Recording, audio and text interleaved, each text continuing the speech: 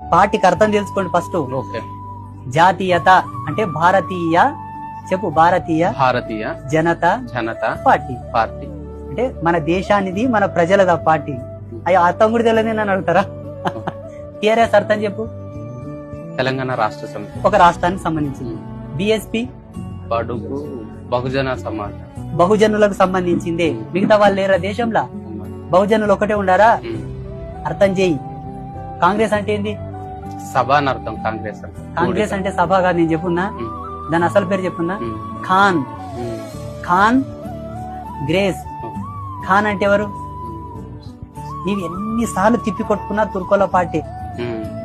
నీవు ఎక్కడైనా తిప్పి కొట్టుకో తుర్కోల పార్టీ. కొంచెం ట్రాన్స్లేట్ మిస్ అయి కాంగ్రెస్ అయింది కానీ అది కాంగ్రెసే. అందుకే ఈ దేశంలో పుట్టిన ప్రతి ఒక్కడు ఓటు వేయాల్సింది భారతీయ పార్టీకే.